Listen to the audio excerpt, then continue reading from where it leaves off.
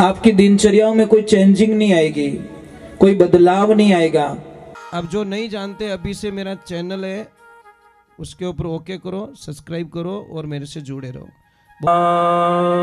की उमापति महादेव की, भागवत महापुराण की, गौ मात की, पधारे हुए सभी भक्तों की, सभी कार्यकर्ताओं की, आयोजक कर्ताओं की राधे राधे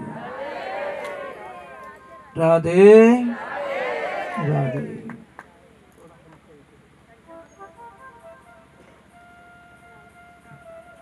कल हमने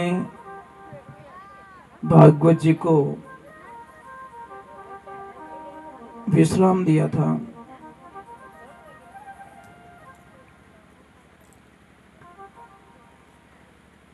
भगवान चलने लगे हैं, मंडली बनाई है और अपने मंडली का काम उन्होंने बड़े पूर्ण तरीके से आनंद ले रहे हैं।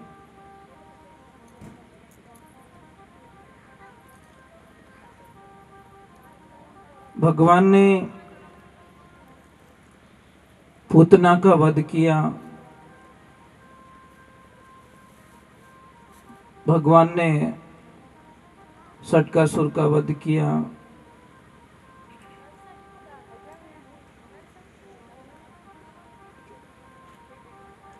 एक बात हमेशा ध्यान रखना, संसार क्या है?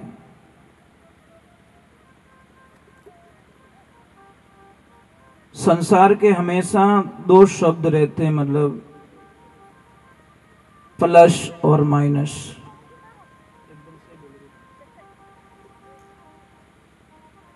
जहां प्लस होगा वहां माइनस जरूर होगा। संसार में ये आते हैं कि जहां सुख है वहां दुख जरूर होगा, क्योंकि एक पॉइंट से गाड़ी चल नहीं सकती ना।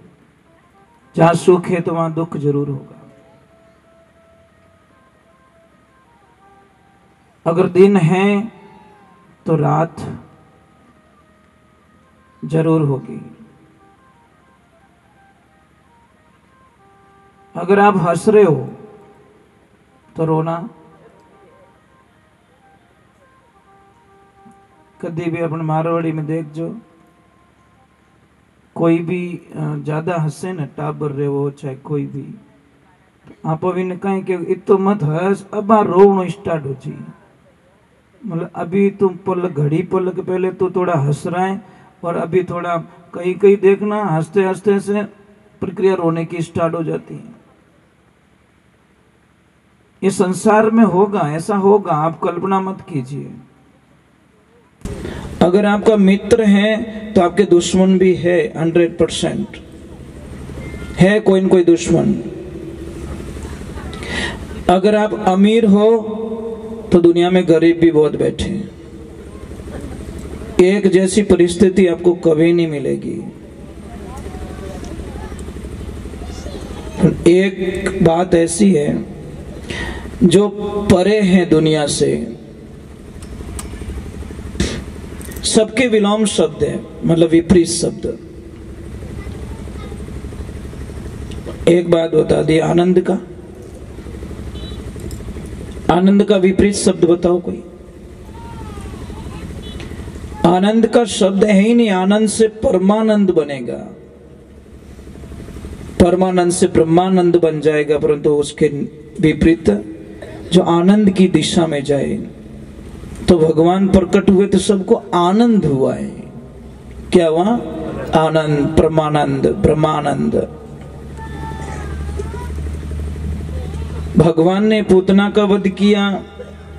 एक बात हमेशा ध्यान रखना, मंदिर बनाना कोई बड़ी बात नहीं है। 2 करोड़ 5 करोड़ 7 करोड़ लगावे कि लोग मंदिर बना देते हैं, पर अंदर पूजा कर रहे हो कि नहीं कर रहे हो वो बहुत बड़ी बात है। और हमने कई जगह देखा मंदिर की प्रतिष्ठा नहीं होती, नहीं, उससे पहले लोग क्या करते हैं, वो ऑटोमेटिक घंटी है, बाजा है, उसका ऑर्डर दे देते हैं। क्यों देते? उनको पता है कि मैं यहाँ आने वाला, ये पुजारी जी जाने और ये बटन वाली मशीन जाने, ना तो कोई झालर बजाने वाला आएगा, ना कोई शंख बजाने वाला आएगा, ना कोई ये बजाने वाला आएगा, कोई नहीं आएगा। सिर्फ पुजारी जी जाने, ये मशीन जाने और उनका काम जाने। मंदिर कितने का बनाया? 5 करोड़ का। पूजा करने के लिए पुजारी जी और वो मशीन। मैं एक छोटी सी प्रार्थना कर रहा हूं, जैसे आपके कोई बुजुर्ग माता पिता हैं और बुजुर्ग माता पिता अगर घर में है, उनको कुछ नहीं चाहिए, धन नहीं, दौलत नहीं, गाड़ी नहीं, बंगला नहीं, कुछ नहीं चाहिए, सिर्फ आते भी बोल दो पापा मम्मी आप ठीक हो ना, मैं जा रहा हूं काम पे, और जाते भी बोल दो, वापस आ रहे हो तो भी बोल दो पापा आप ठीक हो ना, मैं वापस आ गया हूं। बस ये 2 चीज अगर उनको मिल जाए तो वो बोलेंगे मैं दुनिया में सबसे सुखी व्यक्ति हूं, कि आते भी मेरे बच्चे मुझे याद करते हैं और जाते भी याद करते हैं। बस जैसे आप अपने बच्चों का इंतजार करते हो, तो क्या वो याद नहीं करता कि मारो बेटो 5 करोड़ बंगला तो बनाई दे गयो, पण पाछो आयु ज कोनी, बंगला में कहीं करूं मैं। बस एक वॉचमैन खड़ा कर दिया बाहर, तुम जानो बंगले में घुट घुट के मरो। और मैंने आज कई लोगों को देखा है कि बहुत बड़ी बिल्डिंग बनाई हुई है, पर जो आनंद आप कट्ठी जाओ, जो आनंद प्रकृति में होता है, रोकड़ारी छाया में रेवे, ये तो आनंद दुनिया में कट्ठे मिली ज को नहीं। आप जाओ कहीं पे बहुत सारे टेंट लगा देते लोग, व्यवस्था कर लेते, पर आपने दिखी रूकड़ो बटे जान विचार, अरे यार थोड़ी देर अट बैठो बस। जबकि घर में सारी व्यवस्थाएं, करोड़ों का सिस्टम लगा हुआ है, पर जो नेचुरली होता है ना, आज हमने मनुष्य का सबसे बड़ा दुश्मन बन चुका है। प्रकृति का विनाश कर रहे हैं हम लोग, पेड़ पौधे काटे जा रहे हैं, जमीन में गड्ढे गड्ढे किए जा रहे हैं, सिर्फ अपनी सुविधाओं के लिए। पहले क्या था? हरे भरे जंगल, बहती हुई कलकल नदियां, झरने, कितना आनंद था। गाय कहां से भूखी नहीं आती, थोड़ी देर घूम के आती तो गाय तृप्त होके आ जाती। आज गाय नजदीक नजदीक में जाती है तो शायद उसको क्या मिलता? कुछ नहीं मिलता साहब। सबसे ज्यादा नुकसान मनुष्य ने पहुंचाया है प्रकृति को। कितनी पेड़ पौधे काट लिए। आप कभी जल देवता की पूजा करते हो? जल के लिए कभी आह्वान करते हो, यज्ञ करते हो कि नहीं जल नहीं होगा तो कल नहीं होगा? क्या कभी शुद्ध वायु के लिए यज्ञ किया, आपने प्रार्थना की कि नहीं मैं शुद्धिकरण के लिए यज्ञ करूं? घर के लिए यज्ञ करते, मंदिर के लिए यज्ञ करते, उसके लिए यज्ञ करते। शुद्ध हवा के लिए यज्ञ क्यों नहीं करते कि नहीं शुद्ध हवा नहीं होगी तो मैं जीऊंगा कैसे, प्रदूषण हो जाएगा। ये सारी चीजें हमको समझनी पड़ेगी। और सतयुग में इसीलिए लोग सुखी थे, क्यों? कि शायद ये व्यवस्थाएं नहीं थी, प्रदूषण बिल्कुल नहीं था, बीमारियां 90% लोगों को बीमार नहीं होते थे। और जीवन कितना था सतयुग में? सतयुग की उम्र थी 17,28,000 वर्ष, और लोग कितना जिंदा रहते थे? 1 लाख वर्ष का एवरेज था। कितना? 1 लाख वर्ष तक वो जिंदा। आज भी देखिए, आज की तारीख में भी, इस कलयुग में भी सांप शायद 1000 साल तक जीता है। अगर उसको कुछ ना हो, बीमार ना हो, कोई मार ना दे, तो वो 1000 साल तक जिंदा रहता है। और कछुआ शायद 300 वर्ष तक जिंदा रह सकता है। अगर कुछ ना हो, एक्सीडेंट ना हो, कोई बीमारी ना आए, कहीं पे कोई चोट ना लग जाए, तो 300 साल तक, इस कलयुग में भी कछुआ 300 साल तक जिंदा रह सकता है। सांप 1000 साल तक जिंदा रह सकता है। परंतु एक बात का ध्यान रखना, सांप 1000 साल जी के भी जो नहीं कर सकता, कछुआ 300 साल जी के भी वो जो नहीं कर सकता, हम 50-60 साल की उम्र में कर सकते हैं। ये मनुष्य के पास में सबसे बड़ी ताकत बताई गई शास्त्रों के अंदर। जो 300 वर्ष में वो नहीं कर पाएगा, जो 1000 साल में सांप नहीं कर पाएगा, वो हम लोग सिर्फ 50-60 साल की उम्र में वो कर सकते हैं। पर रास्ता बदलना चाहिए, हमारी पॉजिटिविटी सोच होनी चाहिए। क्या नहीं कर सकता इंसान। तो सतयुग में उम्र 1 लाख वर्ष की, उम्र भी बहुत थी, 17,28,000 वर्ष। उसके बाद में घट गया थोड़ा, त्रेता आ गया। और त्रेता में कितनी उम्र हो गई? 10,000 साल की। 1 जीरो हट गया, कुल मिला के लाख से 1 जीरो निकल गया। 1 जीरो निकलते 90 साल का लॉस हो गया। 990 साल का कितना, 99,990 साल का लॉस हो गया है। अब देखिए उनकी उम्र थी 12,96,000 वर्ष। अब आते द्वापर युग में, जिसमें भगवान पधारे द्वापर में। द्वापर का अंत था और कलयुग का आवागमन था। उस संधि काल के अंदर भगवान का आगमन हुआ है। तो 8,64,000 वर्ष द्वापर की उम्र थी और उसमें जीता था आदमी कम से कम 1,000 साल तक। और अब बड़ी मेहरबानी हो गई कलयुग की, 1 जीरो और हटा दिया। 1000 से 1 जीरो हट गया, पीछे बचे 100। अमो की कोई भाग्यशाली इन आंकड़ा ने पार करे, बड़े नसीब वाले होते हैं जो संसार की जो ये दिखावा होता है ना, भौतिकता, इससे थोड़े अलग हो जाते हैं। मैंने आपको प्रसंग में बताया थी ताकि हमारा जीवन सिर्फ दिखावे में बर्बाद हो जाएगा, हम कुछ नहीं कर पाएंगे, बदलाव हमारे अंदर कुछ नहीं आएगा तो कोई मतलब नहीं है। हमने भोजन प्रसाद बना दिया है, थाली में आ गया है, जब तक आप उसको नहीं झीमोगे तब तक आपको ध्यान रखना आपकी भूख मिटने वाली नहीं है। मैं कथा सुना रहा हूं, कथा सुनने के बाद में भी अगर आप में कोई अंतर नहीं आएगा, आपकी दिनचर्याओं में कोई चेंजिंग नहीं आएगी, कोई बदलाव नहीं आएगा, तो शायद मुझे लग रहा है कि ये हमारे 7 दिन बेकार चले जाएंगे। हमारी भाषा का शुद्धिकरण होना चाहिए, हमारे विचारों का शुद्धिकरण हो। अरे भाई जो आगे हो गया उसको छोड़ दीजिए आप। हम तो आज से ही काम स्टार्ट कर दे तो भी काम हो जाएगा। इसलिए कहा कि काल करे सो आज कर ले, दिन नहीं आवे हाथा, लक 84 झाई पड़ेला भोगेला दिन और राता। हमको बहुत सारी समस्याओं का सामना करना पड़ेगा, राधे राधे बोलना पड़ेगा, ऐसे काम चलने वाला नहीं है। आप अटी इतनी कंजूसी करो तो घरे कितनी कंजूसी करता रहो। अच्छा घरे कौन कौन बोलो राधे राधे के अटी मेल जाओ बाप जी रेटे अटू लियो और बट मेल तो बाप जी अटी छोको आगो मारू को उपड़े नहीं हो तो राधे राधे भारी गुणो नाम कहीं हरे कृष्णा वाह। टाबर फेल की कर रहे स्कूल में पढ़े जीते याद रहे गेट में यहाँ भूल जाए पछे परीक्षा में लावे बढ़िया नंबर। वही हिसाब है महाराज, अपनी जिंदगी रो वही हिसाब है कि आप याद है तो आबाद है और भूल गया तो बर्बाद है। बस ये सूत्र याद रखो, याद है तो आनंद ही आनंद और भूल गए तो बर्बाद हो जाएंगे। करोगे वाह, बढ़िया बढ़िया, कभी लड़ाई तो नहीं करोगे वाह भाई। इस जबान को झगड़ा करने के लिए तो नहीं दिया, इन काम में अच्छो बोलनो, मीठो बोलनो, बढ़िया बोलनो। जबान और दांत के बीच में थोड़ा कुछ कहा सुनी हो गई। जबान ने दांतों से कहा कि भाई तुम 3200 मेरी लाज रखना, तो दांतों ने बोला हम कैसे लाज रखें कि मैं जब मैं बोलूं बाहर निकलूं और आप ऐसे हो गए, जॉइंट हो गए, तो मैं आधी अंदर रह जाऊंगी, काट दोगे मुझे। दांतों ने हंस के जवाब दिया कि भाई थारी लाज तो मैं रोज ही रखा, पर मारी लाज तू राख जे। कि कैसे? कि लपड़ लपड़ करे तू, गालियां बोले तू, खराब बोले तू, और बोल ऑफिस में बैठ जान कि गुस्सा मुक्को ठोके 3200 नहीं बाहर कटा दे। ये जबान जन्म से होती है, दांत बाद में आते हैं। जन्म से लगाकर एंड तक जबान साथ में रहती क्योंकि लचीली है। और दांत शायद मन लागे अंतिम स्टेशन माते पाछे आपकी रवानगी कर ले।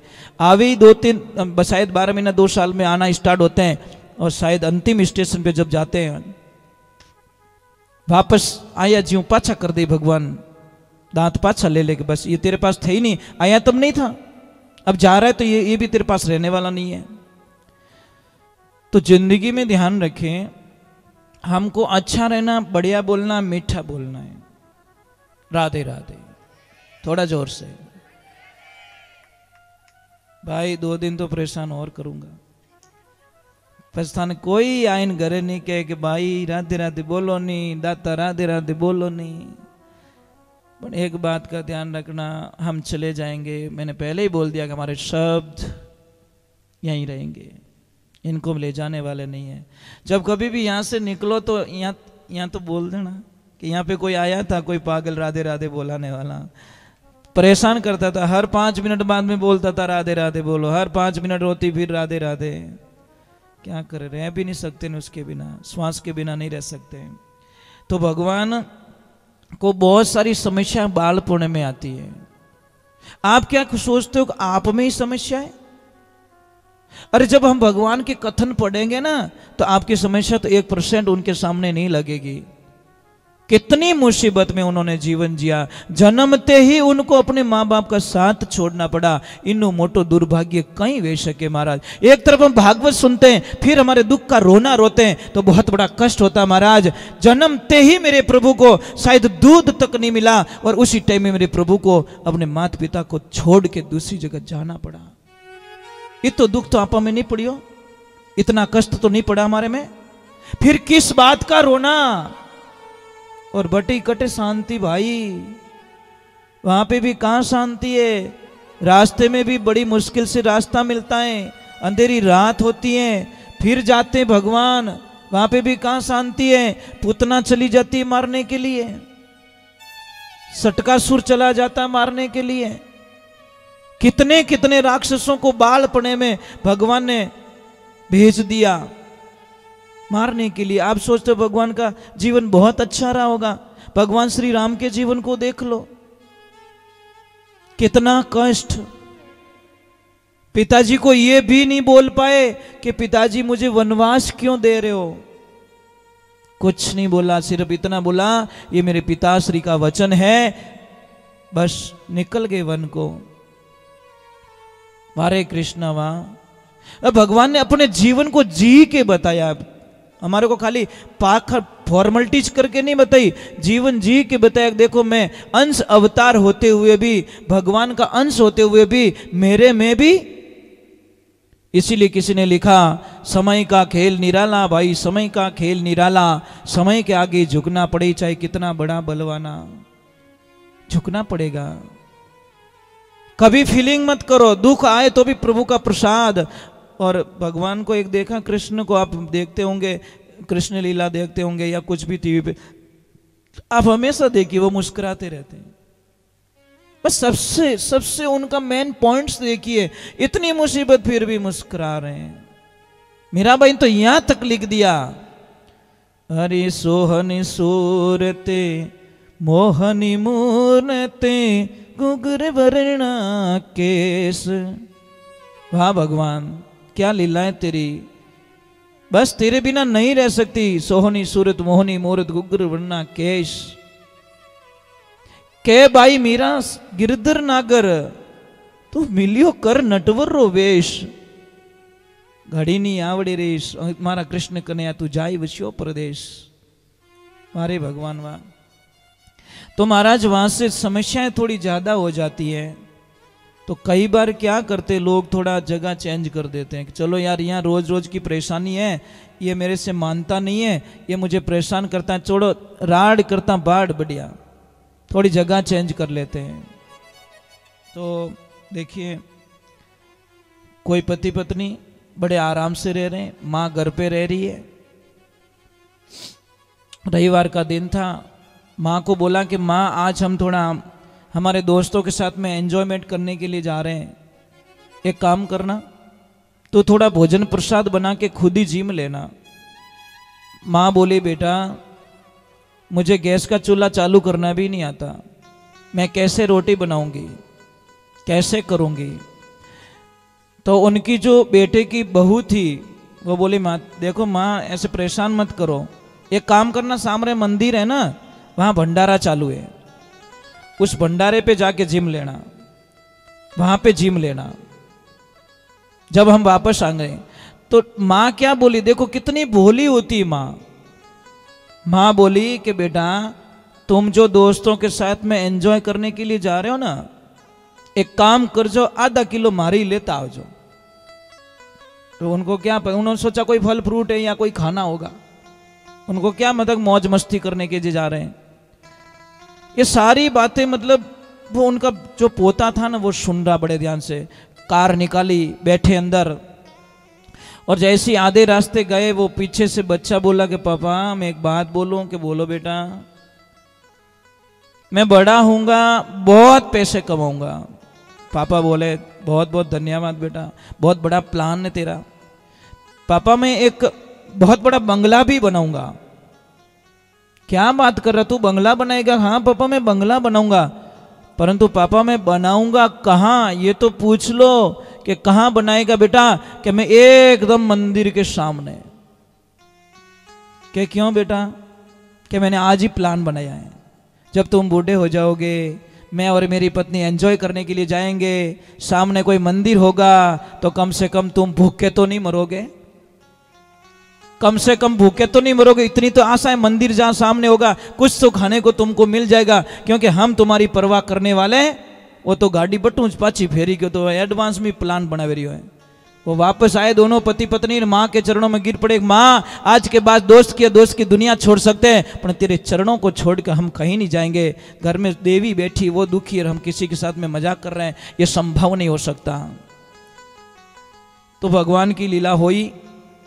थोड़ा सा मतलब नंद बाबा को अटपटा लगने लग गया कि नहीं अभी ये जगह छोड़ देनी चाहिए, और छोड़नी भी जरूरी है। इसके बीच का एक कथन आता है कि भगवान थोड़े बड़े हो जाते, थोड़ी जिद करने लग जाते हैं। माँ मैं गाय चराऊंगा, माँ मैं गाय चराऊंगा, माँ मैं गाय चराऊंगा। मैया मना कर देती, बेटा भी तू छोटा है, बलराम जी जा रहे हैं। तो भी बहुत सारी जिद कर लेते हैं। तो भगवान को माँ कहती है कोई बात नहीं बेटा, कोई अच्छा दिन आने दे, उस दिन आपको गाय के लिए हम तैयार करेंगे।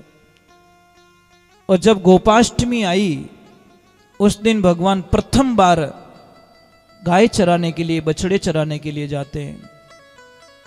वो दिन था गोपाष्टमी का, हम मनाते हैं ना।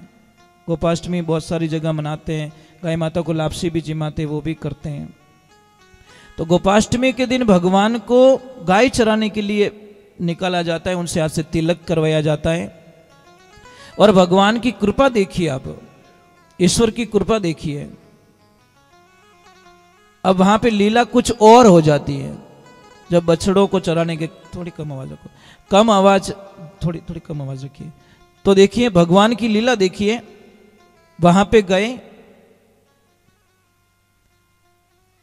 भगवान ने एक दिन सारे मित्रों को बोला कि देखो भाई ऐसे काम चलने वाला नहीं है, आप एक काम कीजिए, कल हम एक कुछ पर्सनल प्रसाद का विवरण करते हैं। हमारी सबकी प्रसाद, सब अपने अपने घर से प्रसाद लाओगे और मैं सबके घर का खाऊंगा।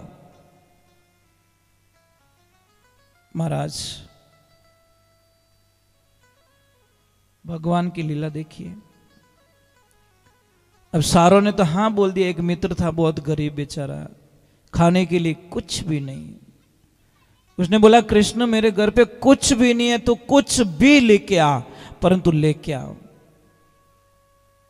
महाराज वो गया बेचारा, माँ के पास में जाके बोला माँ, वो कभी नहीं मांगता किसी से, वो हमेशा लाता है, सबको खिला देता है, लाता है, सबको खिला देता है। पर आज उसने अपने दिल की बात बोली है कि मुझे खाना है तो कुछ दो माँ। माँ ने बोला बेटा एक दाना नहीं है घर पे, मैं क्या खिलाऊं। इधर देखा तो कल परसों की छाछ पड़ी थी छोटे से कुल्हड़ में।